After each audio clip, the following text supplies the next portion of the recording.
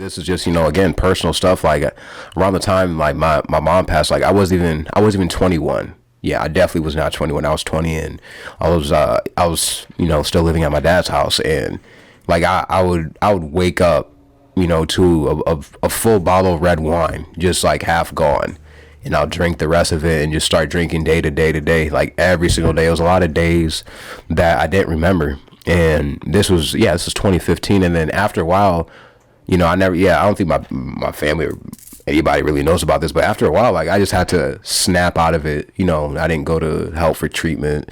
It wasn't like I talked to anybody. It was just like I gotta snap out of it because I'm waking up and going to sleep drinking, and that is not healthy. So after a while, just you just gotta snap out of it and just get a rhythm that, hey, everything's gonna be okay. Life happens, and you can't resort to alcohol to deal with your emotions and stuff. There are other alternatives, healthy alternatives to deal with that, but you can't mask it with alcohol. It's just a slippery slope. Yeah. I think ultimately, when dealing with problems, you ultimately have to do it yourself. No substance is going to help that. But it really is a slippery slope because, like, even though I had that experience, I still drink, occasionally. I think it's possible. Shut the fuck up. I saw the headline. She was like, occasionally. You were just drinking last night and the night before. Look, I'm Irish, okay? There's a different standard of alcoholism. Hey, say with Africans. Some Africans, I'm just speaking to truth, because we Africans, at least for myself, we can drink a lot. I know I can at times. But yeah, at times, the alcohol is. Speaking of alcohol, you mind if I have a little? Man, go ahead. Man. Let's just take some acid right before the podcast. Oh, that'd make it super interesting. That used to be my thing when I was younger. Damn, really? Yeah. Let me ask you about that right off the bat, if you don't mind, because I had an experience recently that has kind of deterred me from psychedelics, but I've always liked LSD. What have been your experiences with LSD? Like, when did you first try it? Like, what do you think about it? I would say maybe, I think I was 14 Damn. when I tried it. And actually, the first time I did do acid, it was Winnie the Pooh, and I was in, I believe, 8th grade, and we had to run the 100-yard dash, and that's right when I started peaking, because I took it at school.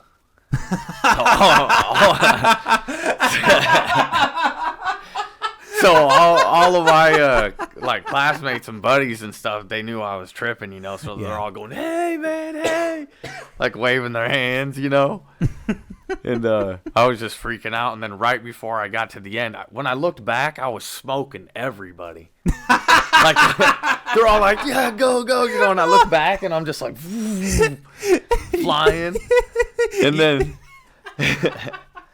then when, like, at the end, I just lost it. Like, I was slow, and then I just started getting past, and everybody's like, "What the fuck are you doing, man?" And I'm just sitting there walking like, "Oh shit."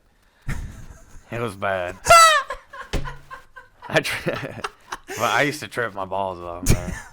So you were probably just like really into it while you're like, I'm sure like the LSD just got you like hyper focused, and you like rode that, and then toward the end you obviously crashed. I don't know how many times how many times you've tripped, but if you've ever tripped really hard, like the peak gets right when you reach that peak point, and then it kind of starts tapering off.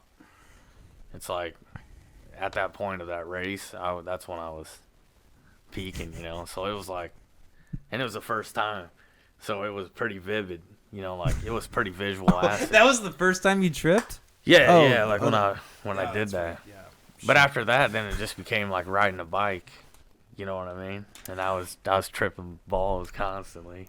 Speaking of riding a bike, have you ever heard of Bicycle Day? Bicycle Day? Yeah, so there's 420, and then there's 419, which is Bicycle Day.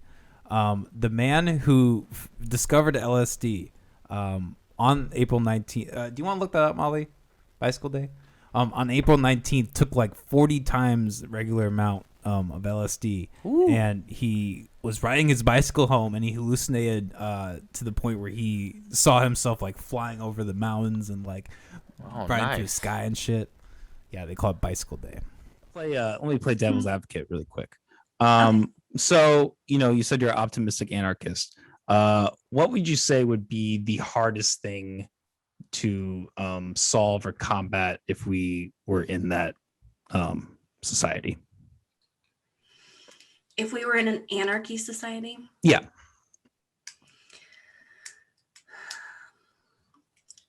That's a really good question. I have a problem with not having a military at all. I'm against us being involved in all of the world's business. I have a big problem with that. It definitely needs to be reined in. But I think we need to have a voluntary army. Again, I'm voluntary, right? No draft, no none of this big business stuff that they have going on right now, where they lie to kids and tell them that they're going to have the world, and it's unfortunate. And then they make our veterans coming home suicidal, and it's ridiculous. But that's a whole other conversation. Sorry. But I would think that not necessarily a standing army, but a voluntary army that's well trained and well rehearsed is something I absolutely support. I'm not for being invaded by other countries. That's not a thing that I'm into. So I guess on that point, that's kind of more on a miniarchy scale. But I think even anarchists believe that we need to have some kind of protection. Experiences. What are some? Do you have any interesting stories or interesting things that have happened over the years? Let's see. Just countless shows of just crickets. It's all I have. Playing to dead eyes. Yeah.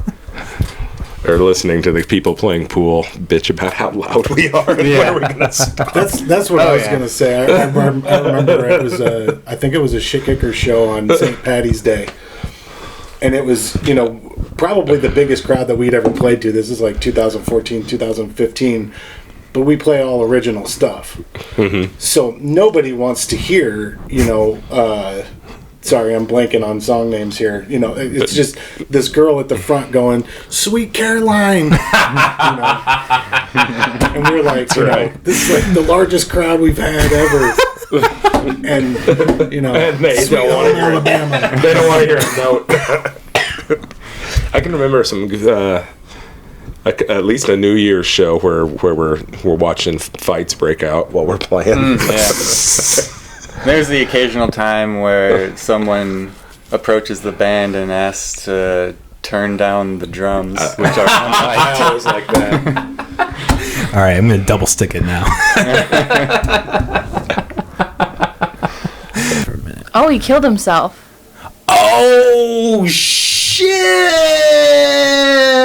God damn! Let's check that out. Spicy.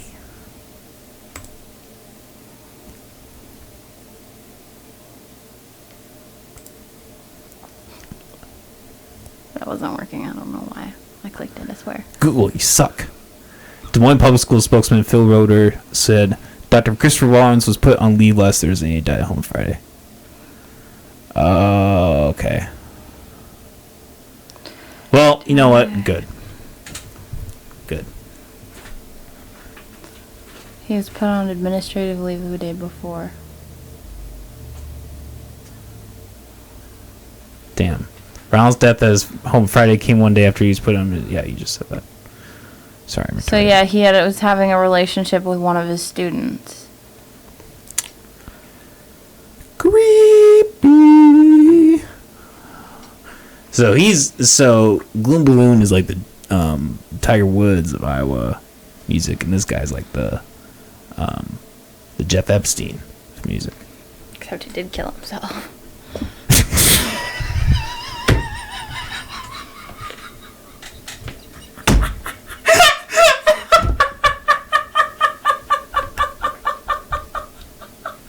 And that's where I take my leave.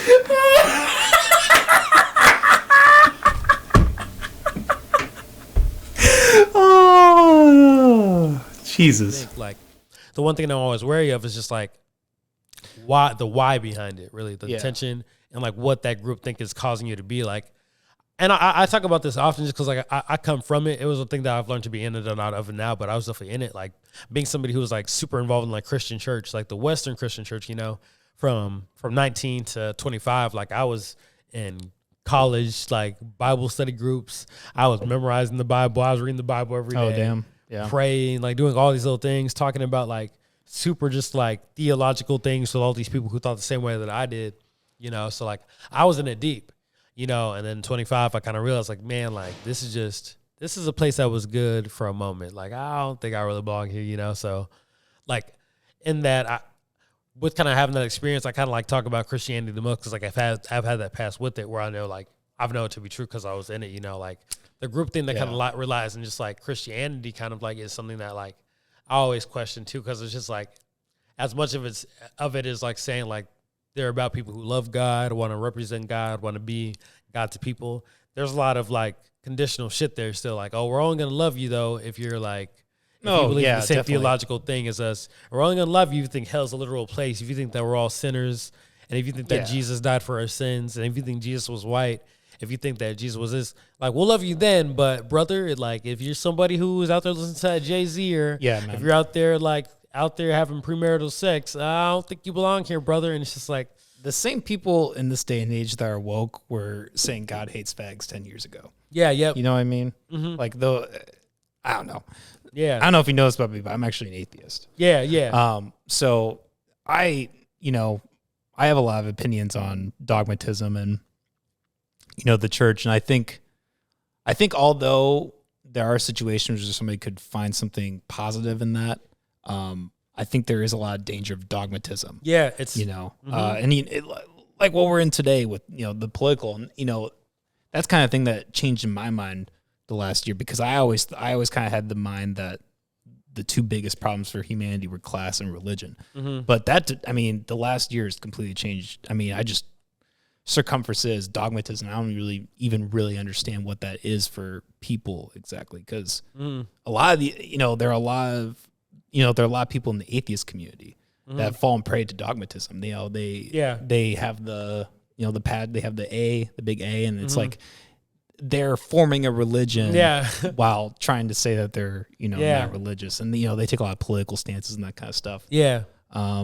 So yeah, it's a human condition trait that not against me personally, but I feel like I just kind of never got in that train. I never really like got with the group. I've always been kind of my own person. So I've always struggled to understand that. But I feel like, I don't know, there's something that's innately human that is, I think with the age of technology and all that, is just bringing us into this place and we don't really know what to do. Because I understand you can't just like say, hey, there's nothing. You guys there needs to be some kind of structure. You know, but it's a hard line. At what point does the structure become too big and become corrupt, and then we have all these problems? It's just a constant cycle. Yeah, you know? Exactly. It's just like as long as ego lies there, like I'm the person who's just like, as long as ego lies there, like there's where destruction is. You know, like I've heard like the thing I tell people, like my whole thing is like I'm more critical of like kind of like the Western like kind of practice of Christianity, because like it was rooted in ego. It was rooted in like murder. Rooted in the like Crusades, people. Man. People forget about the Crusades. The Salem witch hunts and all that. Like it has a lot of blood on its hands, just like killing people who are like different and all that. So for me, I'm like, I can't trust in this Christianity and say that you like trust this like dogma if it was like by people who like did this shit. Like hell no. Like how can you trust that? Like fuck school, man. Did you like school? I fucking hated school, dude. Literally in the front door, out the back door. I was in detention a lot. I went to a private Catholic school, and we would do it was crazy. R.I.P., and it was in like a small town, so you know it was just extra like R.I.P. Yeah, exactly. But I would get detentions, and it would be like cleaning up after school, like helping the janitor and like cleaning up the classroom. They were like, oh yeah, you fucked up. Yeah, here's some slave labor. Yeah. And one time it was just because I got like my shoe muddy. Like some kid like pushed my shoe in the mud, and they just like put us both in trouble. I've been fighting nuns, bro. You're fighting some nuns. No nuns. I mean, there was a priest, but oh, for real? I don't just think figured. he killed anyone. See, is that just a movie thing then? What? When all the teachers and like Catholic that was a schools real were thing. nuns? That was a real thing at one point. My father went to a Catholic school for a while. My dad went to Catholic Yeah, school. that was real for probably until the 80s. Probably. Yeah. Just the fucking. She got the. Yeah, and then she got the yardstick. yeah, for real. That's like a She real just thing. has her hands behind her back with you just see the yardstick sticking up, and you're like, oh, she's about to fuck me up with that. Smack you if you're left-handed. Yeah, Right hand. Like the fucking paddle. You know, the paddle with the holes in them. I don't know what fucking shit's The crazy, man. fraternity paddle. Yeah, I think there's a true like baseline problem with America that's like stems from that.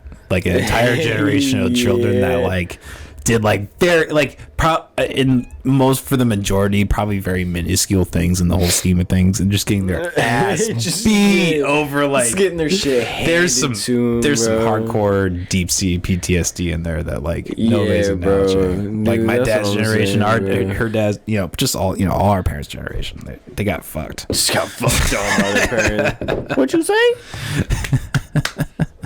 Every time. How dare you? Right? Yeah. Well, and like there was even like the hardcore Catholics, like I grew up Catholic, like even like what you think is like like bad, like just like a lockdown on thought.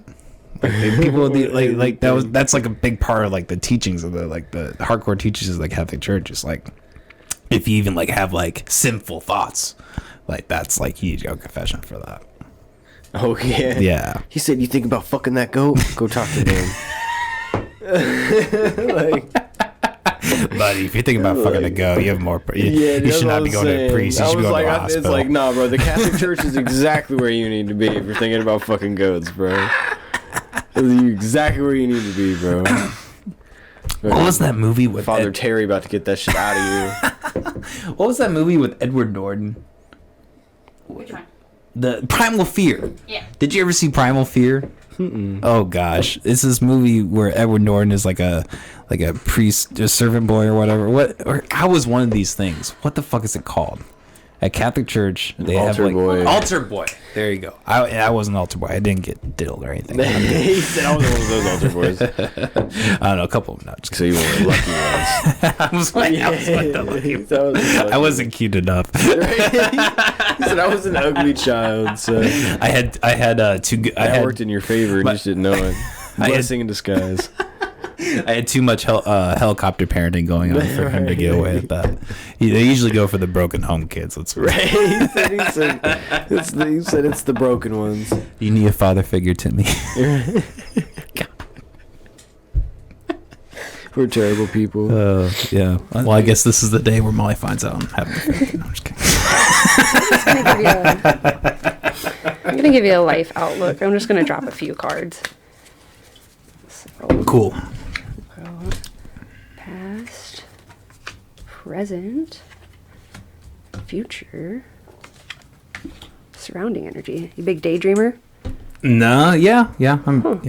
So your background energy is the Ten of Swords in reverse, which means that you are healing from like card definition. That's the hard thing about admitting that there is some psychology to it. Is like I do go by the card meanings too. It's not just that. Yeah. But it looks like you're overcoming a. Ooh, that I'm gonna take as a sign.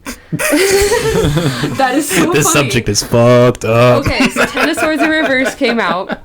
And that what's crazy is the cards that just fell out too, because you are overcoming a betrayal, a massive betrayal. And it came out with the Two of Cups just fell out, which is the marriage and commitment card, and the Empress. You did that on purpose. You did that on purpose. We all watched that. It is on video. Yes, I totally shuffled that and staged it out completely. I was gonna ask you, do you have a method for the shuffling, or is it just? I just shuffle and cut like Okay. a magic deck, like a playing card deck. Like, yeah. So She'll that's shuffle for a while too sometimes, yeah. So I think somebody's showing off a little bit here. Whatever that is. So then we got the Queen of Spears in reverse with your past energy. And I will admit, I still use my book. And I say there's no shame in still using the book. Because I think like as you reread the definition, different statements will stand out each time. It's like the Queen of Spears in reverse. Crinkle, crinkle. shows a person who thrives on chaos. I'm guessing you went off the wall after your divorce a little bit. Just total chaos.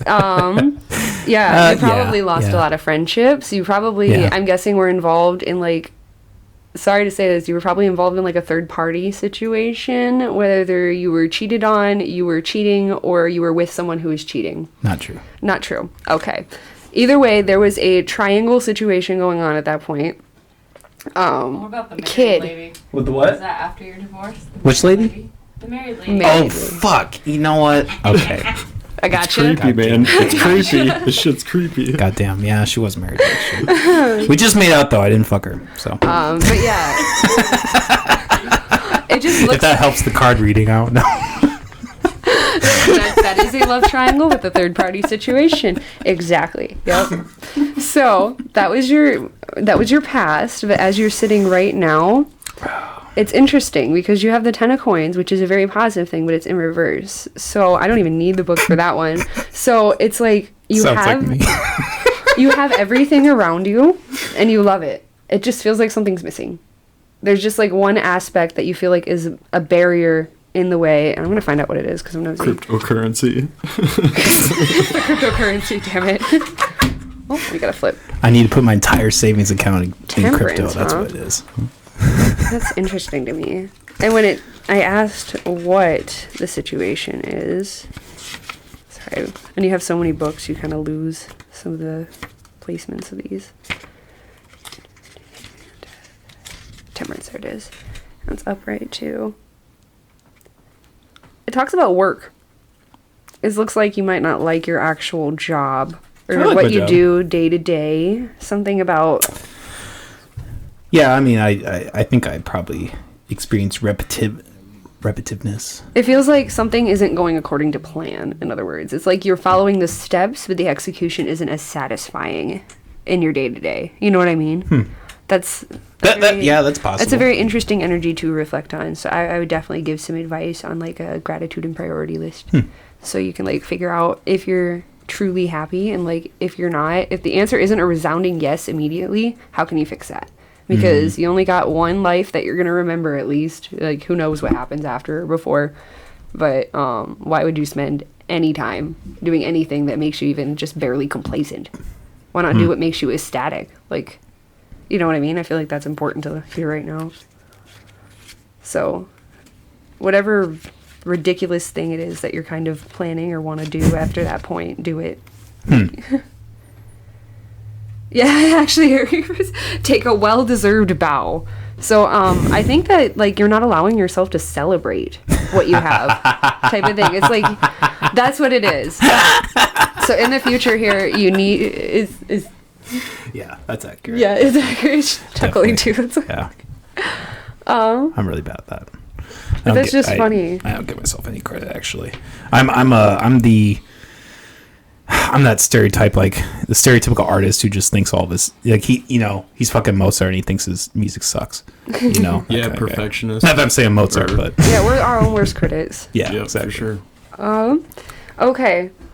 So the future energy is actually really great. It shows like, I don't know, you're going to take something to heart here and probably start celebrating your life every day a little bit more. So that's a pretty beautiful charging forward type of energy. So this is a very positive reading, to tell you the truth. It's a very growth based. Usually it's a lot of like, you're repressing this, when actually your surrounding energy is nothing but positive little daydreams. Like you have so many great big ideas. You might just need a little bit of a boost, getting them into fruition. But hold on, I'm going to see if you got an answer coming out here. Well, I was expecting that, There do is no awful. outside party. Yeah, I was asking to see if there's like another step you need to take, and it's like, nah, there's no new job, there's no situational changes, there's just you. Just you coming into your own power, and then the celebration will happen. So yeah, that's a really positive reading. Just gonna do a little happy dance for you there. Sweet. Well, that is the complete opposite that I expected. I honestly did too. I was expecting like you are fucked. I was like, in 2 expecting years you're Albert. gonna be dead, so you might as well just start shooting up heroin now. It's like, I think my definition of wisdom is learning from other people's mistakes. So if a hobo can tell me what he did wrong, you know what I'm saying? I guess I know not to do that. You know what I'm saying? Like The Jerk. Yeah. What he The say? movie The Jerk, I ain't because he's saying like homeless the whole time. I ain't saying it. See, man, you gotta bring up movies that we know, like Boys in the Hood, Friday, shit like Never that. seen it. Never Never seen seen Boys in in the Hood. South Central, Juice, House hold Party. on, you ain't seen Class what? Act. I haven't seen Boys in the Hood. Okay, you seen Juice? No, I haven't actually. Oh, Oh, you gotta start off with them for right, sure. motherfucking now. Okay, what have you? What hood black movies have you seen? Yeah, what hood black movies shit. have you seen? Does Train Day count? What? I What did he say? don't know. Training day. Oh, he said, oh. You done traded What did you hear? I thought I heard some train to I don't know what the All fuck. right. I didn't see that. All right, Like, Training I'd say Day, I Berkeley. wouldn't consider a hood. I don't even fucking know. I watched. I watched a little bit Well, of The you need Wire. to start off with like. You need to start off with a little bit of boy. I'll start off with Boys in the Hood. Something You like need to use that. this as your Man, it's interview tough. thing on Instagram. What hood movie? He said I watched a little bit of The Wire. Hold on. And Training Day. And Training. T, hold on. T, don't do this to me, bro. Yo, he said in Training Day. Hold on. What the fuck, man? We gotta think of because what's a broad hood movie that he gotta know? I mean, cause Boys in the Hood. I mean, you would think he would have known them, but come on. It's on my radar. I just haven't. Because this not a hood. No, I know you seen that because that's not a hood. Yeah, I like the Come on. art house movies and shit. The You know, what? I'm like the art house movies and shit. What's the art house movie? You can't. Art house? The fuck is you like talking? indie shit. Oh, you said indie shit. Yeah, Okay. like indie artsy kind of I stuff. feel that, but just growing up in general, though, bro. Like, you ain't getting into indie shit till you know what the fuck indie meant. You know what I'm saying? So, hold on, bro. Don't do that. Don't do that. Well, Man, I'm getting called out. all right, now, right. Okay, so, all right. So, not hood movies. I'm going to try to go broader. How high? You ain't seen Wait, I'm sorry. Not hood movies? What are you talking about? Because I feel like How High is not a hood movie, but I feel like it's a broader span of at least urban. Oh, You know what I'm saying? Have you seen How High? No, I've not seen that one. Come on, what the fuck you even got us on the show for? What the fuck is going on? We might as well subject because you getting deeper and deeper for no fucking reason. It's like, I don't know, in the game of promotion, I understand that I need help. And I want to create something. There's no like community base for the rap scene in Des Moines. And it's pretty big if you really think about it. There's a lot of rappers out here. And like all those rappers be like having their little fan bases that are all also clicked up different. Like, you know what I'm saying? Yeah. Like, you don't see like you get a few people out there that would go to every rap show. You don't really have local rap shows anymore. People aren't putting anybody on. Like, and like that's the biggest way I come in contact with people. I'm the only nigga really showing them love. Yeah. Anybody from Des Moines that started rapping years ago, remember I dropped my first song. I dropped a feature 3 years ago. I dropped my first song actually like about 3 years ago now. January of 2018 is when I dropped my feature, my first song. It was like October 14th. It was like my sister's birthday of 2018. And it was my first song on SoundCloud. It was terrible. It sounded like trash. But these guys fucking was making music their whole lives. And they get all these plays and they get all this attention. And now they can do a fucking show at Woolies, you know what I'm saying? And put them and their homies on and they could sell like 350 tickets because they know so many people. And they've been knowing people and they've been building for years and years and years. And now they got this money coming in, they money right, they older, you know, they really being able to do music full time and shit. They don't give a fuck about whoever behind them. Like they just don't give a fuck about those people. And there's never, on top of that, there's never been anything built that really like is like, yo, you want to be a rapper in Iowa, then come here, we can help you. Honestly, honestly, and I wouldn't even say I'm on good terms with them, but Carousel Studios is probably the only other people that are doing anything to help people out like I would be. Their prices are pretty cheap, and they know a lot of shit. They got a lot of good equipment, and their prices are cheap based on what they're able to provide and everything. And even like the tips that Alex Arthur be posting for recording and all that on Instagram, like they're the only other people that like really to me sound like they're trying to help people out. Like nobody cares. Like nobody really cares about the rap scene in Iowa. They just care about them being a rapper and being that guy. Yeah, you know, and that's what I appreciate about you, man. Like the guys who just had on Dad Do Bigs and YT. Yeah, I saw YT perform. He was at Lefties once. I think it was during the King ISO tour. No, I don't remember what it was when you performed. Drake Relays. I did the possibly. King ISO tour too. I think Drake Relays. That dude Biggs though, he's been around for a minute. Yeah, he's fire. He's fire. But and this isn't a bad thing by any means, and you know, but I guess that's why I appreciate you, because you know I think people like him, Ontario Phoenix, Benny the Jet, like they really push like towards outer. You know they really want to like make it big elsewhere, but you are very like, you know, we want to bring, you know, you're more like along the lines of like DK or, you know, Pac-Man, like we want to bring it to I Iowa, love that. you know? I love that I got put along the same lines as them, because I feel like there's so many areas that I go to, you know what I'm saying, that like people are like, oh, you're kind of in this area, you're kind of in this area. That's what makes it easy for me with getting in contact with these people as well, is that I'm so open. I'm actually about showing love to other artists, especially like I don't have to know you. I will gladly share your post, react to it, and comment on it to make sure that I'm boosting your algorithm. But people don't do that shit for me. The people that I do it for, they don't do it for me. But people recognize the energy that I put in, and I believe that the energy that I put in, I'm just gonna get it right back. Like, I'm not gonna get it right back probably right away, but I'm gonna get it back. I'm going to be known 10 years from now, 20 years from now, 30 years from now. I'm gonna be known for what I'm gonna do with rap in Iowa and in the Midwest within the next 5 years. Like, I'm maybe not be known for the next 20 years with what I do in the next 5 years, but I'm still gonna be here years from now, and people are gonna fucking remember my name when I'm dead or locked up for the rest of my life or what the fuck ever. They're still gonna be talking about me in the way that I said, dude. I completely intend to take Iowa's hip hop showcase to the biggest level I can take it without. Yes, man. You can't break it away from what it is. You know, I want to do more with the Iowa's Hip Hop Showcase. Like, take the team and be like, Iowa's Hip Hop Showcase presents. You know, bring it to something else and do some other things with them. Maybe collaborate with some other people. Do some shows with Nice Enough Entertainment in Omaha, and be able to mix the local Omaha crowd with some local Des Moines people. And really, we actually just had a guy from Omaha on the last showcase. We've got a guy on this showcase, and we got 2 guys from Omaha on November's showcase. Wow. Yeah, so we're really like diving in deep with them. And next month, we're tapping in with Homeboy from Minneapolis. So we got some cool things going on. So I'm curious.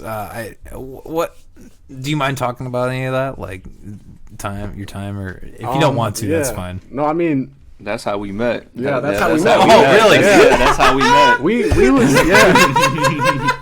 was we was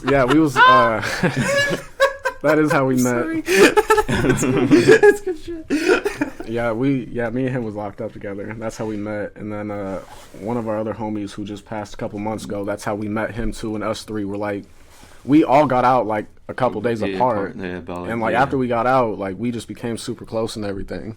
Damn. Because like he was talking about it and everything. He was actually talking to us. He was like, yeah, a lot of people come in here and you know try to use people, you know, to, you know, make their time better and everything like that. And but like he'd be like, are you guys gonna be the ones to like, you know, like, are we gonna like click once we, you know, get up out of here? Yeah, because he figured we're still gonna be the same. Yeah, he figured we were just, you know, gonna be cool in there, and then once all of us got out, you know, just go our separate ways and everything. But literally, the first place I went, literally the night that he picked me up when they released me at like midnight.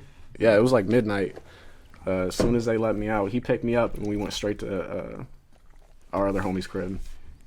Like that, as soon as we got out. So I was like, "See, told you, I told you." After that, you know, like it was always a good vibe. Like we was in there. Like as soon as we met the homie, he we literally talked shit. That was the first conversation. Like didn't say a word, just looked at each other, and like we gave each other nicknames. Like literally that same time frame. Yeah, I mean, just to help out with the dude who's on my tape cover. That's who we're talking about. That's who I named it after. Okay, I was gonna ask about that. Yeah. Yeah. So what? He was with you guys. Mm-hmm. Okay. We were all locked up for different shit. Yeah. I mean, yours and mine was similar. Mine yeah. was a lot more severe though. So what happened? If you don't mind me asking. I got assault with a deadly weapon, and then some other like smaller shit and everything. I mean, that was the main thing. That's what started the whole thing. That's what first got me locked up, and then they found like other shit, and they're like, "Okay, we're gonna give you more charges." I'm like, "Man, of course y'all are. Fuck y'all. Fuck y'all." I mean, I'm not gonna speak on your shit. That's we just pretty much got locked up for the same thing. Just mine didn't involve a deadly weapon. Yeah. Damn. So like, if you don't mind me, like what exactly like did that like what was the situation? I guess. You know, I was just like on some drunk shit. Pretty much, like on some drunk shit. I'm not even gonna lie. Like, and like it wasn't even like. I mean, yeah, no, I can't lie. No, it was definitely on some drunk shit. Like, yeah, I get that. Like, I'm a different person when I'm like pissed off when I'm drunk. Like, I'll be cool. I think that's anybody. I'll be cool, calm, and collected. But you say something to me though, like it gets like it gets way out of hand. That's why I don't like going out. Like I don't like going out and drinking just because I know a lot of people, you know, try to start shit for no reason just because of that. So it's like, do I really want to put myself in a position to take a big ass L over somebody that doesn't do something for me? Like if I'm making more money than you, or you know, or whatever the situation is, and I don't fuck with you like that, regardless, like I'm not gonna put myself in a position to take an L off of you. Well, hey, now might be the perfect time to go out. Right? Like, I think the likelihood of people actually getting like that, like in each other's faces, they all have to socially distance. Like, no, talk that shit all across the bar. Just yelling, "Yo, fuck you!" Bartender shot. Fuck you. Yeah, it was a real fucked up situation. I'm even lucky to be out right now, to be honest with you. So, how long did you guys do? I was in there pretty much the first half of 2020. Yeah. And I got out mid-June. Okay, so like 6 months? Yeah. Okay. All together, yeah. Okay. I mean, that's not exactly, but close to, yeah. I don't know, because I caught that assault charge, and then my crib got raided that night. So I went, got out. Like a week later, I caught some other charges, went right back in. My bail was like $25,000. I was like, yeah, there's no way I'm getting out. I'm not getting out. It's gonna be a little minute. Then they let me out the next day. I was like, all right, cool. And then like 2 weeks later, when I was supposed to show up to court, I was facing up to like 30 years, like all my charges put together. Oh fuck! And I knew that. I was like, I'm not going. So I I skipped court, left Mason City. Went back to Des Moines to hide out. Went back and forth between Des Moines and Newton. And then, I mean, I'm going to give some advice to anybody watching. Watch out what kind of female you messing with. I'm going to tell you why. I was messing with this girl down in Des Moines. So, like, I stopped going to Newton. And for, like, a week straight, I was, like, she kept having me stay at her crib and everything. And her mom, like, worked in law and everything like that. So her mom looked me up online and shit and seen that I had felony warrants out and shit. So, like, one night she waited for us to get back to the crib. Oh, we got back at like 4 or 5 in the morning. We had just went to bed, and like 30 minutes later the crib gets raided. Like, they had that whole fucking parking lot surrounded and shit. So they took me to Polk County. I sat in Polk County for like a day. They transferred me from Polk County up to the jail up in Mason City. And then I was like, you know, I asked them, I I don't know. I was stupid for asking. I knew I wasn't gonna get out the next day. I was like, "So you think they'll release me tomorrow?" And he was like, considering you skipped court, probably not. I was like, "Oh, okay." Before we wrap up, I don't know if you have any other questions. So before you have any ending questions, I do want to ask you a question. Yeah, go for it. What's like the craziest thing you believe, like conspiracy theory wise? Doesn't have to be doesn't have to be bad. God. Don't you can pick God. something stupid if you want. I don't know why I did that. I thought it'd just be funny to make something. Because I bet have you ever? There's a lot. There's a lot. Oh God. Have you ever been asked? No, we've talked about certain things. Like we've talked about stuff me and Molly in here, but I've never really been asked that. Molly, what do you think? Do you have a what in terms of what I think? What do you think's the? I'm gonna look up which one I think is the craziest. There's gotta be one that's like not offensive. Okay, what's like an innocent one? That's not offensive. Sure, bro, it's your podcast. Don't let me be like, sorry, you can't be offensive or sorry. It's your podcast. Screw what I say. I was just meaning like if you didn't want to offend anyone, feel free to do an innocent one. I don't give a shit about that either. The one I can think off the top of my head is probably 9/11. Okay, well what do you think? How the second tower came down, it really looks like a demolition.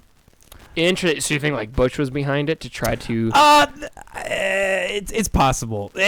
What I say in saying this, I acknowledge that there were people that died in 9/11 in that tragedy. It was awful. And I acknowledge all that. But if the forces in the government were our government were the ones that caused that to happen, I think people should know. Can I make a counter to that? Sure. Okay. So a lot of extremists were in support of hurting America. That's how they got those people on the airplanes in the first place, right? Extremist followers. Who's to say that the reason the government and the police have never been like, yes, there were explosives, is because they don't actually know, and just other extremists posing as like workers went in and we just never even knew that part happened, right? So there could have been a demolition that was done, but it was just done by the same extremists, and our government is actually just very dumb and they didn't even know it was coming. So it is some extremist just on the street watching it happen, and it's like, yes. And he pushes the button, right? We don't know that. And maybe because my craziest like conspiracy theory is the most anti-conspiracy theory. It's that the government and FBI want us to think that they have all this power. Like the meme of like the FBI is watching us through our phone. They wanted that to blow up. But in actuality, because all these kids do these insane evil things. And it's like, how did this kid upload him hurting animals on YouTube for years and no one found it? And the FBI is watching us every single thing we do. You know what I mean? The YouTube, it's so like, it makes me think. Can't keep up. Yeah, and it's just like, well, the CIA, Oliver North, he gave guns to the Middle East, which would later become. It's like, yeah, but notice how we know that happened. It seems like every time the government has done something, like John F. Kennedy's Bay of Pigs, the government seems actually very inept, and whenever they try to do something secret and evil, it actually blows up in their face, and it's revealed that like Ronald Reagan, to get hostages back into America, did trade guns with evil people, you know? So it's like it always comes forward. So it's like, almost like, I personally think anytime we're like, I don't think Jeffrey Epstein killed himself. No. I don't think that. But everyone's like, Trump and the Clintons, I think the government was behind it. I honestly think there was just some rich billionaire who is so rich the government doesn't even affect him. Literally went, hey, you two guys, here's billions of dollars, turn off that camera. Hey, random hitman, here's $1 million. Go kill him. That makes, instead of the government being like, squirm, instead of like. So that's kind of familiar to like the deep state. Kind of, but I don't think you're not that far into it though. Well, there's a QAnon thing where they're like, the Jewish population control everything, and the deep state controls everything, and the CIA killed Kennedy. Someone killed Kennedy. I think it was the mafia, because he had a lot of ties with the mafia, and then the guy who assassinated him got shot 2 times to be killed as well a week later. Yep. That is a classic mafia move, right? I think in actuality, everyone's like, the government's doing all of it. I think there's just really rich organizations out there. I'm not too much into the deep state. I think I don't think there's like a evil ring of rich actors. I think to these people who are out there that are actually like the billionaire, quintrillionaires, actors are nothing to them either. Actors are just trying to keep their head above water to stay famous so they can pay for stuff. I think there's just like some rich billionaire who is like, I don't even want people to know my name. Kill Jeffrey Epstein. So then, like, when that name shows up on a book, no one's going to talk about that. But when some famous actor's name shows up on the book, us, the American people, are like, oh my gosh, Tom Hanks was there? But, like, this person's name who's blah, blah, blah, whose name is actually, that last name has shown up on thousands of other things throughout history because their relatives were rich. No one's going to look at that because that doesn't mean anything. You know what I mean? And that's what I think is, like, 9/11, I genuinely think if you do think, like, someone blew stuff up from the inside, it wasn't the government. It was just other extremists actually just got in there because it's very easy to just, oh, we're workers. Convert 4 white dudes to believe in your extremist belief, send them to New York to pretend to be workers. They walk in with the explosives. They do it. You know what I mean? So I think it was not the government who did it. I guess I haven't thought of that. Well, okay, so with 9/11, there's a couple things. We did a whole episode on this, and we weren't really able to find a lot because our theory is that Google has probably hidden whatever fucking shit that you could find on that. Fair enough. But so the heat that was generated from the plane crashing would not have been, with how the tower was designed with steel and everything, it wouldn't have been enough. Jet fuel can't melt steel beams, is what you're saying? It can't, yeah. It can't. Yeah. But explosive can. Yeah. Yeah, so that's kind of that, and like just how, Molly, do you mind looking up a video of No. I don't like that whole theory, like I've looked into and stuff, and like people have made a meme of it, right? Yeah. But yeah. I do think like that is a completely reasonable thing, but it still could also be explained by my theory of the dudes just walked in with explosives. Like I don't disagree with you. Like if you think people exploded, like again, my weirdest conspiracy theory is the government is not all-knowing and all-powerful like we have been made to believe. They want us to think they are, and it goes back to during our battle with the USSR, the American government was actually kind of like, damn, they're doing it right with their people, but our people too free. Like, how do we do it? And they're like, oh, just like through a bunch of other means, word of mouth, we make them think we're all-powerful. But in actuality, they aren't. I think we're actually too small government. And then that's a great running point for Republicans to be like, we're all for small government. Everything controls us, right? We want to be against it. So it helps them, but then it also helps like Democrats and the FBI be like, hey, we can do so much using our government power because we have so much power. We can help you. But in actuality, I think it's not as powerful as we think it is. That's my weird conspiracy. So like, I think Bush was an idiot, couldn't pre-plan it, but when it did happen, he was like, yeah, I'm going to get us through this, and it got him reelected. So I would say I would fundamentally disagree with you. What do you mean? On the terms of like, I think that there is like a deep state, and there is a group of people who we are either aware of or not aware of that are causing certain things to happen. Well, to regain power. Well, I mean, yes, that you're 100% right, but like that's just like JFK invading Vietnam. Like that kind of stuff is happening all the time. That was George Bush being like, we think there's weapons of mass destruction in Iraq. We're going into Iraq. That was people trying to keep their power by invading and with oil. The reason we went to Iraq was to get oil. It wasn't because we thought. But the thing is, my point was, they're doing what you said is 100% true. Except we knew it happened. I think the government is so dumb that they can't secretly do stuff. I think everything they do to stay in power is shown to us, but just as people with such short attention spans, we don't get mad enough as it is. Even Trump agrees. Us invading Iraq was so messed up, but we knew it happened. It was told to us, but it's going to happen anyways. And that's exactly where it happens. That's people we know of doing anything they can to stay in power. Because the best way to get reelected is be in the middle of a war. And that's what Bush did. And I think it's there's the old saying of don't waste a good tragedy, right? And I think that was the Democrats using coronavirus to definitely be like, look how inept Trump is, or like someone new, we can handle it better.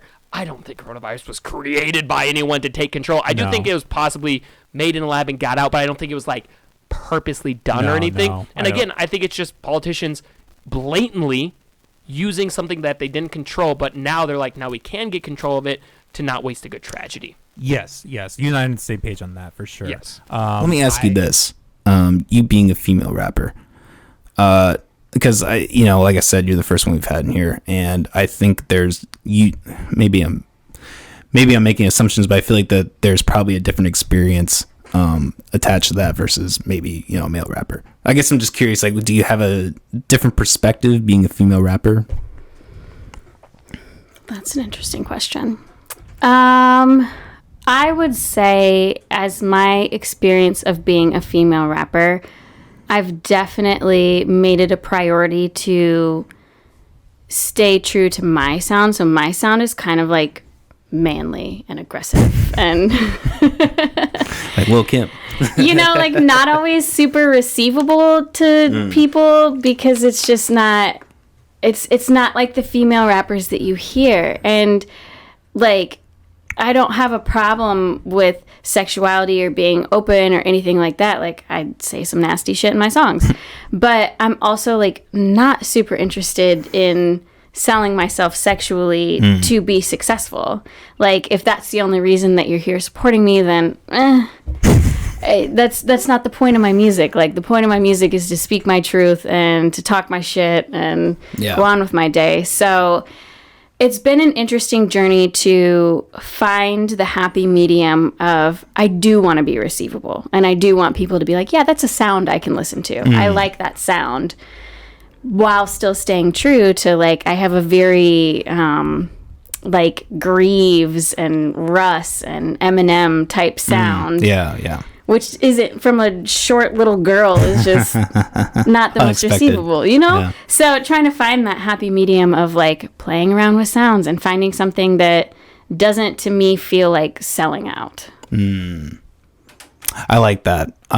You can look at like the wet ass pussy Cardi B kind of stuff, and you can think what you want about that, but I appreciate what you're saying because like even Lil Kim kind of did would sell out her sexuality, and then that's not a bad thing. Male rappers do it too, but you can do it too much, and there I think, and this might be judgmental or whatever, but I think there is that stereotype of female rappers where they're just talking about that the whole time. Exactly. I feel like it's the idea with the association with female rappers is that it's got to be very sexual based because I mean like what else are we supposed to talk about? We don't have thoughts or feelings. That doesn't exist. So to me, I'm just like, no, I'm gonna talk my shit. I like to think a lot of my songs are very like big dick energy, and it's a lot of big dick and fuck you energy. So I'm like, like I said, kind of an unexpected presence. Right. Probably seen it might be WAP, but you ain't getting it. So you kind of mentioned this before, and I hate to like put you in a corner or whatever, but Yeah. I am curious about. You mentioned rehab. Yeah. What were your experiences in that? Did like getting kicked out have anything to do with that? Like what? So yeah, when I went through that phase where I got kicked out and dumped and was at a really low point in my life, I was just kind of like relying on weed and alcohol and drugs to just kind of get me through every day, and eventually got to a really bad phase where I was abusing like over-the-counter drugs like Benadryl and triple C's and DXM, stuff like that. So God damn, like getting high off that? Yeah, it was getting really fucked up like for like multiple months at a time. Like just it was not a good place, man. It was strange times, but so I maybe you don't want to go into this, but I'm honestly curious. Like, I want to be completely upfront. I mean, I'm fucking glad about my past. I'm positive. Like, I'm proud of it to be who I am. Like, Well, like, I guess, like, how would you use those drugs to like how do you get high on Benadryl? Like, how does that work? Like, you take like, they're so weak. Like, it's only fucking like 25 milligrams of Benadryl, right? Yeah. Then I would take like fucking like 20 or 30 of them in a night. Oh shit! It was bad, man. Yeah. Did that like fuck up your stomach and shit like that? Or it did more, yeah. But because I was like in the mines, they're fucking like disassociative, so they make you. Oh, okay. They make you just like really disassociated, and you don't know what's going on, and you kind of hallucinate, and it feels like really real around you. So I would like hallucinate like my dad coming into my room talking to me and like yelling at me, mad that I was sitting in my room tripping balls or whatever, and then he would just like disappear out of nowhere, and I was tweaking in my bedroom off nothing. Like, it was bad times at the time, but I think through all of it, I mean, I've grown and learned and recovered, and damn, good for made you. the better of me. I mean, I feel I'm proud of it, honestly. Yeah. Like, I made it through that, so that's, in my mind, that's just more shit that I've made it through, the stronger person I am, Yeah, no, that's great. I will say definitely one of the odder stories I've heard of people. I can understand. Yes. Oh my god. It's not very common. I had so this is gonna be disgusting. You might hate me for mentioning this, but I had a friend who was telling me, what is it called again, Molly? Dare we even pull this up? The one that we were talking about. So what you do is you shit and piss in a jar. You seal it for like 2 weeks, and you can smell the fumes, and you get high off it. Oh, I've heard it's about called that it's before. called Jenkins, I think, or something like that. What the fuck, man? You know, people actually do that shit, man. People have done that. People have gotten high off their shit. There's some fucked up ways to get high in this world, man. There's a lot of fucking substances out there. I tell you that. I've been on my corners of the internet. And I've seen I've seen that shit, man. Jenkem. Oh, fuck. Jenkem is an inhalant and hallucinogen created from fermented human waste in the mid 1990s. What the fuck? Oh, jeez. Wait. It was reported to be popular street drug among Zambian children. What? I mean, children probably isn't like teenagers. Still though, god damn, man. Stupid people are willing to do anything, man. Guys, don't do that. I know. Tweakers will be tweakers. You just gotta leave them alone, man. You can't let them rule the world. Exactly. God, jeez.